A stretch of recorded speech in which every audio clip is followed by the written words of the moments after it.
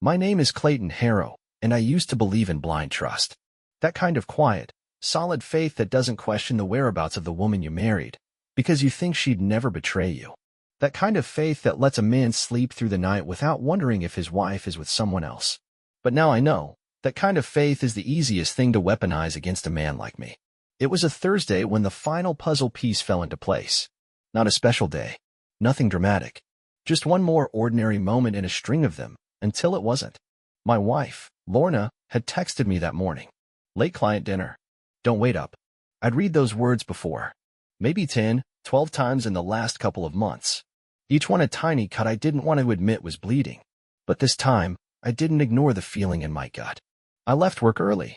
Told my assistant I had a headache, which was only half a lie. My mind was clouded. Restless. Something in me needed answers, not suspicions, not guesses, answers.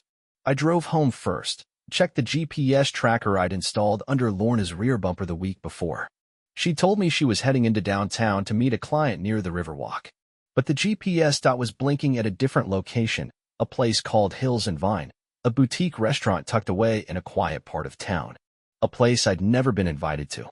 A place I once heard her say was too romantic for business. I sat behind the wheel of my car outside that restaurant for nearly 40 minutes. I didn't even need binoculars. The windows were wide, and Lorna made no effort to hide. She was laughing, leaning forward, her hand casually resting on the arm of a man I'd never seen before. Clean-shaven, probably a little younger than her. Confident in a way that made my stomach twist. My hands didn't shake. I didn't rage. I just sat there and watched the woman I gave 15 years of my life to lie with her whole body. With her smile, with the way she tilted her head at him. I saw things in that moment I hadn't seen in years, her spark, her attention, her desire. All of it aimed at someone else. That's when I made the decision. I left the restaurant, drove home in silence. No music, just the sound of my own breath and the dull hum of betrayal building behind my ribs. I called my neighbor, Weldon, a retired locksmith who owed me a few favors. No questions asked, he came over with the tools and we changed every lock on every door. Front, back, side, even the garage. By the time we were done, I'd already packed a bag for her. Neatly folded her favorite clothes, tucked away her phone charger, her vitamins, even the silk robe she wore on Sunday mornings like she was still a caring wife. I left the suitcase just inside the front porch. The porch light stayed off. At 9:43 p.m., my phone buzzed. Her name lit up the screen. I didn't answer. She called again. Then again. And when I finally picked up, not out of sympathy, but because I wanted her to hear the silence on my end, she said the words I'll never forget. Clay, the key's not working. Why did you change the locks? I didn't reply. I just breathed in, slow and deep. That was the moment. That's when I acted. And what I did next, she never saw coming. The silence after she asked that question, why did you change the locks, stretched between us like a canyon. I didn't fill it. I let it hang. She called my name again, softer this time. Like she was speaking to the man I used to be, the man who would have explained himself, who would have rushed outside in slippers with an apology and a fresh key. But that man didn't live here anymore. I know where you were, I said, finally. My voice sounded foreign even to me, low, even, steady. A pause. Then, Clayton, you're not serious. It's not what you think. I'd heard those exact words once before. 20 years ago, from my father, when I caught him kissing someone who wasn't my mother. Back then, I believed them. Back then, those words carried weight. Now, they felt like dust. I ended the call without another word. I didn't slam the phone. I didn't throw it. I placed it gently on the kitchen counter, like setting down a glass that had already cracked, careful not to break it completely, even though part of me knew it was already useless. It wasn't rage that drove me to act that night. It was clarity. People talk about heartbreak like it's chaos, like it shatters your insides into 1,000 tiny pieces. But they're wrong. Real betrayal doesn't break you. It empties you. Quietly. Subtly. Like a slow leak in a tire that you don't notice until the car starts pulling to the side and you realize you've been off course for miles. I walked the house slowly, touching things like I was in someone else's home. The framed photo of our wedding in Taos. The porcelain bowl she said she found in Napa, but I later learned was from a hotel gift shop. The notes on the fridge, her handwriting curved and perfect. Pick up oat milk. Therapist Thursday at 3. Don't forget the dog's pills. Each one felt like a message from a stranger. At 10:11 p.m., I heard the car. She pulled into the driveway too fast. She always did that when she was nervous, overshot the curve, tapped the brakes too late. I stood by the window, just far enough in the shadows. She got out of the car quickly, heels clicking on the pavement, phone pressed to her ear. Her voice rose, frustrated. "Clay, pick up. You can't just lock me out. This is crazy. I'm your wife." She rattled the doorknob, knelt beside the welcome mat, where she'd hidden a spare key years ago, before we ever had anything worth protecting. That key wasn't there anymore. I watched her realize it. She stepped back and looked up at the windows like she could feel me watching. She couldn't see me, the lights were off behind me, and I didn't move. Not even when she shouted, "You're being childish." Childish. That's what she called the man who had spent the last decade keeping her life steady while she unraveled it behind his back. She stood there for another 20 minutes. I thought she might cry. She didn't. Eventually, she returned to the car, pulled out her phone again, and this time, instead of calling me, she called him. She paced. She laughed. She said she'd figure it out. That was the moment I understood. She never once considered I might be done. That this time wasn't a game. That this wasn't some power move she could outmaneuver. She thought the door would open again.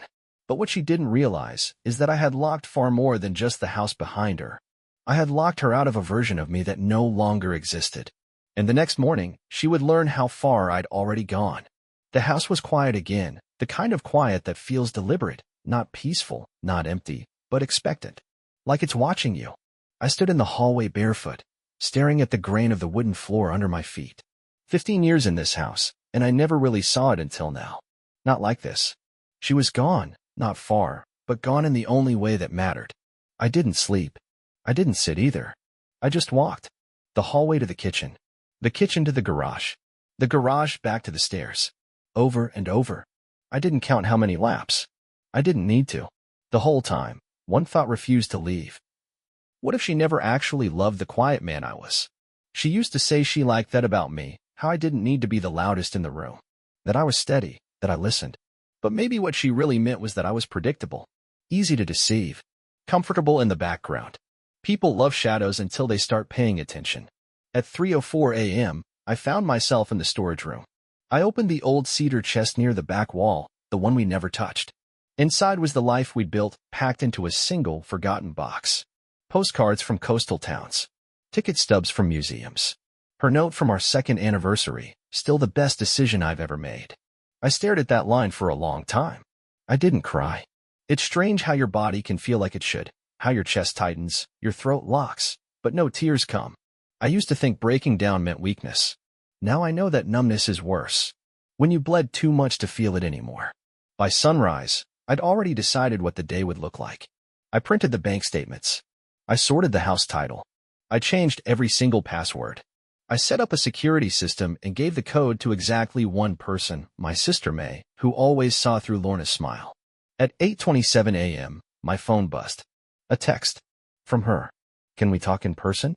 I'm at my mom's. Please, Clay. I didn't expect this from you. Didn't expect this from me. Not, I'm sorry. Not, please let me explain. Just confusion that I had acted. That I didn't wait around like the backdrop husband she'd crafted in her mind." I didn't respond.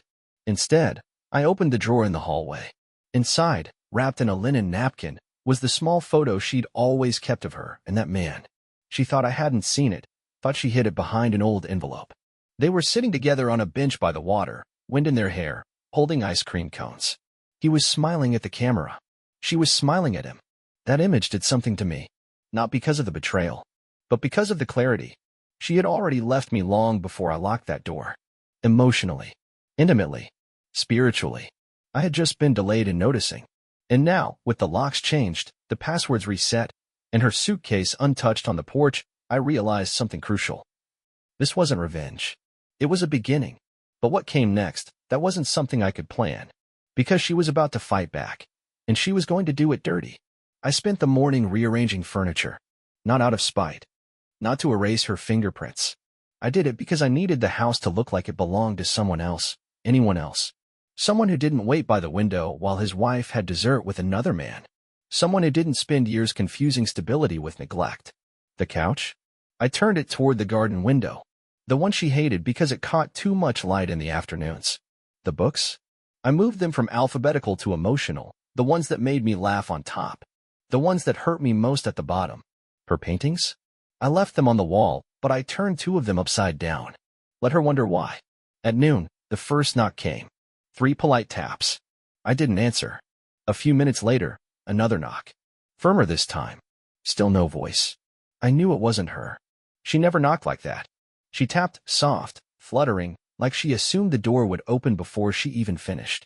At 12:14 p.m., I opened the front door to find a man in a charcoal blazer, holding a small folder with my name on the label. "Are you Mr. Clayton Harrow?" I nodded. He handed me the envelope and offered a smile that didn't touch his eyes. "Your wife's attorney asked that I deliver these personally." I didn't open it. I didn't have to.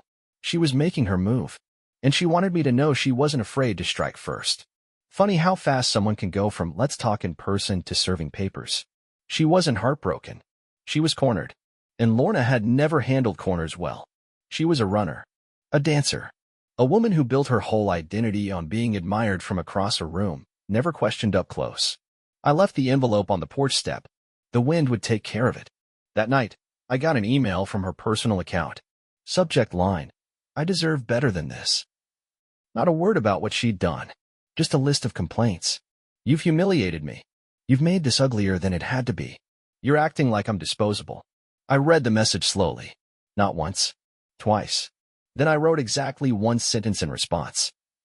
"If this is what you write to the man you betrayed, maybe it was never about love." I didn't send it. I just wrote it to feel the weight of truth leave my hands. Instead, I sat in the living room, in the chair she always said was too stiff, and stared out the garden window into the night. It was raining, a soft rhythm tapping across the glass like the world was trying to soothe me. But I didn't want comfort. I wanted clarity. And as I sat there, one realization echoed louder than anything else.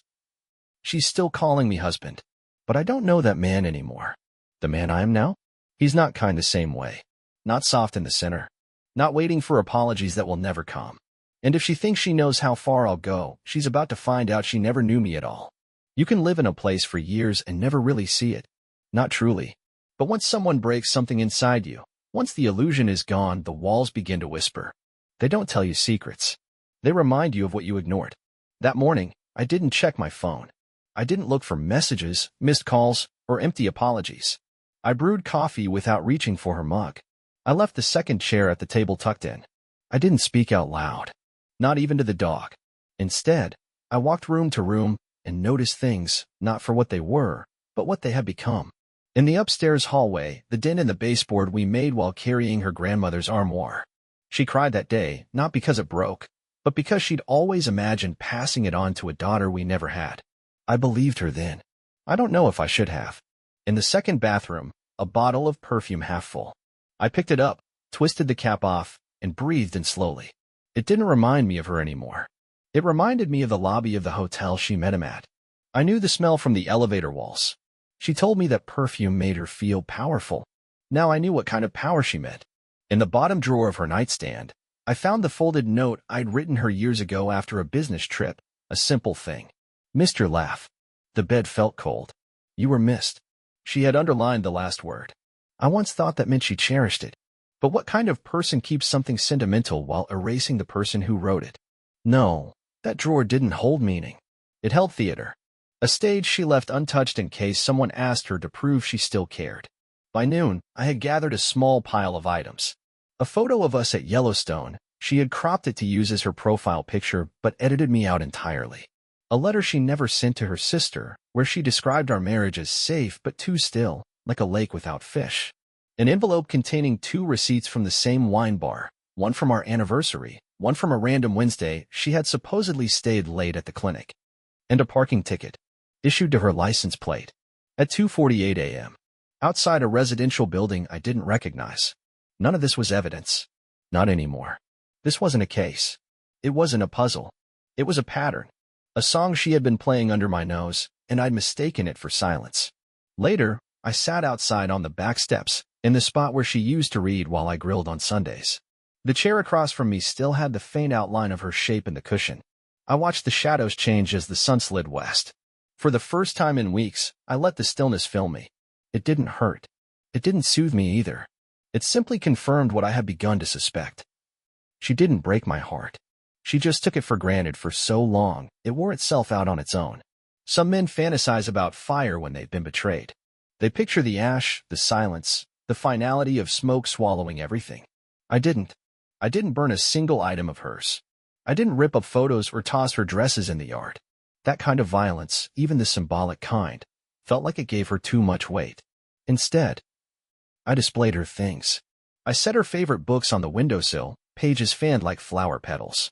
I hung the dress she wore the night of our 5th anniversary in the living room like art.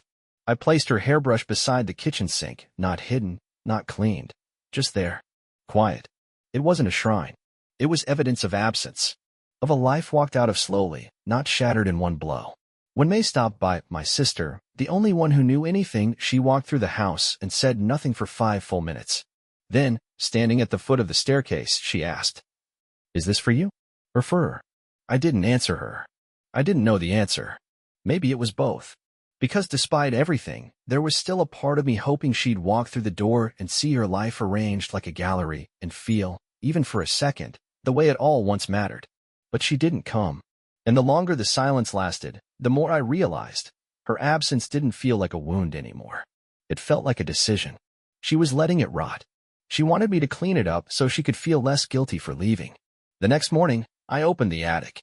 I hadn't gone up there since we moved in. The air was thick, still, soaked in dust and forgotten seasons. And there it was, the box we packed when we merged our lives, old keys, college sweatshirts, letters we once wrote in hotel rooms. I opened it slowly. The letters were still there, my handwriting first, hers second. Her ink was always more elegant, looped and spaced like it cared how it looked. I read when she wrote me on the day I got my teaching job. "I've always loved watching you become something. You don't chase life, you build it slowly, and somehow that makes it stronger." I read that line again. She knew me. She admired the very thing she would later find dull. That was the tragedy of it. Not that she cheated, not that she lied, but that she threw herself at the illusion of excitement and forgot that slow things still move. That night, I took down the upside-down paintings. Not for her. For me. I was done making statements. I was done performing grief. Now it was time to build. But this time, not a life she could live in. This time, it would be a place only I could call home. I didn't plan on running into him. The man, the one she used to disappear with. The one whose name I refused to say out loud, as if ignoring it might make the shape of him vanish. But there he was. Saturday morning. Grocery store. Of all places, the produce aisle, avocados, to be specific. He held one in his hand and squeezed it too hard. It bruised. He looked up. Saw me. Didn't flinch. Instead, he said, "You ever figure out how to pick a good one of these?" His voice was casual, as if he hadn't sat across from my wife, touched her hand, leaned in close, and smiled like he'd won something. He was either incredibly unaware or playing a role. I didn't answer. He reached for another avocado. Less pressure this time. They're either too hard or gone bad. No in between. Still no reaction from me. He gave a light laugh, almost to himself, and said, "You look familiar." And that was it. That's when I realized he knew. Of course he knew. But he was pretending not to. And in doing so, he gave me the greatest gift he possibly could. Distance. He was no longer the monster in my mind, the smooth stranger who'd stolen something sacred. Up close, he was just ordinary. A man unsure about fruit. A man whose eyes darted when things got quiet.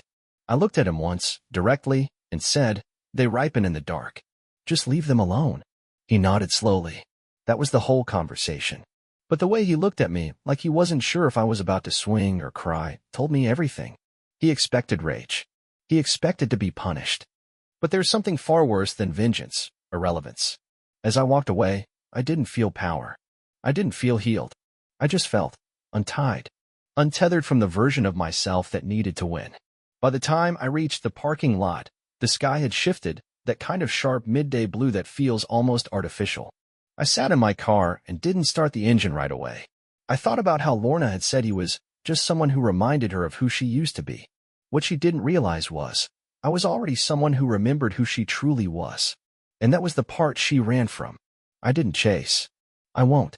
But the final piece, the one I didn't expect, would arrive the next morning. And it wouldn't be from her. The letter arrived in the morning mail. No return address. Slanted handwriting. The kind that's careful but rushed, like it wants to be neat but doesn't have the patience. It wasn't from Lorna. It was from her mother. We hadn't spoken in over a year. Not since Lorna forgot my birthday, and her mother called me to apologize on her behalf. The envelope held one page. No greeting. No closing. Just a paragraph. She told me she thought you were fading, that you stopped laughing in the kitchen, that you weren't curious anymore. But I see now, she mistook peace for stillness. And when she found noise, she thought it was music. I read it twice, maybe 3 times. Then I put it away, not because I needed to keep it, but because I didn't need to answer it. That evening, I took the long way home, down by Bell River, where the trees lean like old men dozing, past the diner where Lorna and I had our second date, and she spilled iced tea on my lap and swore she'd never be clumsy again. I smiled at that memory, not with bitterness, not with longing, just a gentle, passing warmth. The house was quiet when I returned. Always was, these days. But it didn't feel empty anymore. It felt mine. I lit a single candle in the kitchen, made a cup of coffee, opened the window. Somewhere outside, a wind chime rang out, the soft kind that sounds like it's trying not to wake anyone. I pulled out my notebook, the one I hadn't touched in months, and wrote the first line of a new story. Not about her. Not about us. About me. Then I laughed, not the old kind, not the polite kind. The real kind. The kind that sounds rusty at first but finds its rhythm. Because the truth was this. The lock I changed? It wasn't to keep her out. It was to keep me in my peace, in my purpose, in the life that waited quietly behind the noise. I didn't lose anything. I was simply found, by myself,